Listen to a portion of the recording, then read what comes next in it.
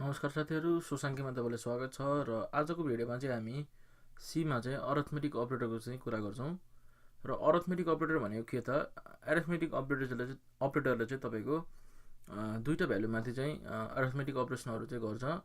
जसरी तपाईको हुन्छ एडिसन हुन्छ, सबट्र्याक्सन हुन्छ, मल्टिप्लिकेसन, डिभिजन, अर्को मोडुलस भन्ने हुन्छ र इन्क्रिमेन्ट अपरेटर, डिक्रिमेन्ट अपरेटरहरु भन्ने हुन्छ। र त्यो भनेको चाहिँ के त? हाम्रो एउटा एक्जाम्पल गरेर हेरौं। जस्तै मानौ हाम्रो दुईटा भेरिएबल छ, x = 28 दिउँ र अर्को छ y = 8 भनेर चाहिँ हाम्रो दुईटा इन्टिजर भेरिएबलहरु छ। र भने यसको सम, मल्टिप्लिकेसन, डिभिजन, सबट्र्याक्सन सबै भ्यालुहरु चाहिँ कसरी अब हामीलाई भ्यालुहरु प्रिन्ट गर्नु छ भने कसरी गर्ने त? प्रिन्ट एफ गरौँ र तपाईले दुईटा न्यू लाइन दिएर चाहिँ तपाईको the sum of x and y is भनेर तपाईले इन्टिजरको प्लेस होल्डर दिनुस् र कमा दिएर चाहिँ तपाईले यही तपाईले यसरी x + y दिदा चाहिँ हुन्छ। र यो भयो सम र अर्को चाहिँ गरौँ यसको के भन्छ difference the difference of x and y is भनेर तपाईले फेरि एउटा % d दिनुस् र कमा दिएर तपाईले यही x - y दिदा हुन्छ। र अर्को हुन्छ अर्को मल्टिप्लिकेसन गरौँ the value of x times y is भनेर तपाईले % d दिनुस् फेरि र कमा दिएर x * y दिनुस्। र यो एस्ट्रिक भनेको चाहिँ मल्टिप्लिकेसनको साइन हो कम्प्युटरमा। 8 मा हुन्छ शिफ्ट 8 हाल्नु होला। र अर्को हुन्छ डिभिजन गरौँ the value of x divided by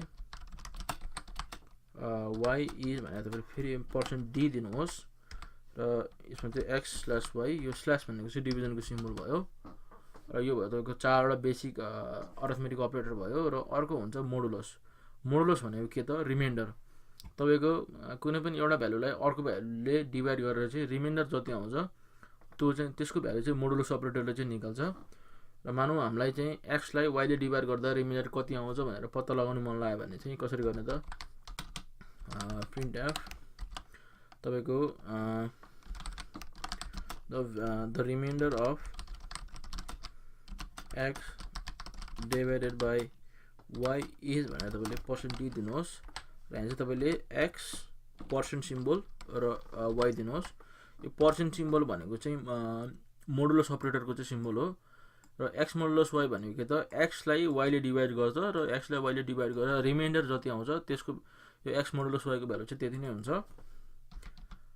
र अर्को हुन्छ तपाईको इन्क्रिमेन्ट अपरेटर भन्ने हुन्छ। यो चाहिँ x ++ भनौं। यो x ++ भनेको के त? तपाईको x को भ्यालु चाहिँ 1 ले बढा भन्न खोजेको। यो भनेको चाहिँ x लाई x मा चाहिँ 1 जोड भन्न खोजेको। x को भ्यालु 1 ले बढा। र हामीले y को पनि भ्यालु बढाइदिउँ र चाहिँ हामीले चाहिँ यहाँ अब x र y को भ्यालु चाहिँ प्रिन्ट गरौँ। Sorry x = % d, y = % d भनेर चाहिँ हामीले गरौँ। र हामीले यहाँ x र y को भ्यालु चाहिँ दिउँ। र अब अर्को हुन्छ तपाईको डिक्रिमेन्ट अपरेटर। डिक्रिमेन्ट अपरेटरले के गर्छ त? अब 1 घटाउँछ। अब यसमा के भयो त? x को भ्यालु नि 1 ले घटाउँछ, y को भ्यालु पनि 1 ले घटाउँछ। र फेरि हामीले के गरौँ त? फेरि हामीले x र y को चाहिँ भ्यालु प्रिन्ट गरौँ। यो कपी गर्दा हुन्छ। र अब यो सेभ गरेर तपाईले सेभ गर्नुहोस् र आफ्नो तपाईको cmd खोल्नुहोस्। cmd खोलेर तपाई अब तपाईको कुन चाहिँ डिरेक्टरीमा छ त्यो तपाई जानुहोस्। मेरो चाहिँ d भित्र C प्रोग्रामिङ प्र्याक्टिस भन्ने भित्र छ र मैले चाहिँ यहाँ गएर gcc हानेर स्पेस हानेर प्रोग्रामको नाम हानेर चाहिँ मैले कम्पाइल गर्छु र कम्पाइल भएको छ। र तपाईले a हान्नु र इन्टर हान्नु भयो भने ल हेर्नुहोस् the sum of x and y is 36 भनेको छ। 28 + 8 36 नै हुन्छ। The difference of x and y is 20 भनेको छ। 28 - 8 भनेको तपाईको 20 नै हुन्छ। र the value of x times y is 224 भनेको छ। 28 टाइम्स 8 224 नै हुन्छ।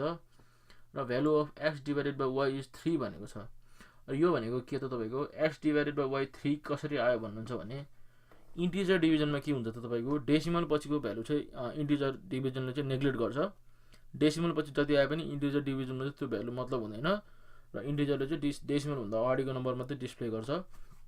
र हाम्रो केसमा के छ त 28 डिभाइडेड बाई 8 को रियल भ्यालु भनेको 3.5 हो।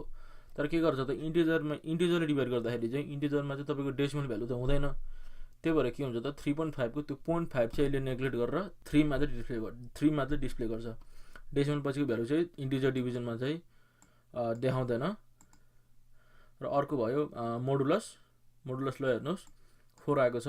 यो 28 लाई 8 ले के हुन्छ त 8 टाइम्स 3 24 हुन्छ र रिमाइन्डर कति आयो त 4 रिमाइन्डर आयो भनेपछि के भयो त the remainder of x divided by y is 4 भनेको आएको छ। यो भनेको एक्स मोडुलस वाइको भ्यालु चाहिँ 4 भयो। र अब के गर्यौँ त हामीले इन्क्रिमेन्ट अपरेटर लगाएको छौँ। एक्स र वाइको भ्यालु एक एकले बढायौँ। एक्सको भ्यालु 29 भयो र वाइको भ्यालु 9 भयो र हामीले प्रिन्ट गऱ्यौँ। ल हेर्नुहोस् एक्सको भ्यालु 29 वाइको भ्यालु 9 आएको छ, एक एक बढ्यो। र फेरि हामीले के गरौँ त डिक्रिमेन्ट अपरेटर लगायौँ। अब चाहिँ एक्स र वाइको भ्यालु एक एकले हामीले घटायौँ। फेरि के भयो त 29 बाट 1 घटेर 28 मा आयो, 9 बाट 1 घटेर 8 मा आयो। र फेरि एक्स र वाइको भ्यालु प्रिन्ट गरौँ। ल हेर्नुहोस् यसरी चाहिँ तपाईँको यो चाहिँ भयो त साथीहरू तपाईँको सीमा चाहिँ अरिथमेटिक अपरेटरहरू।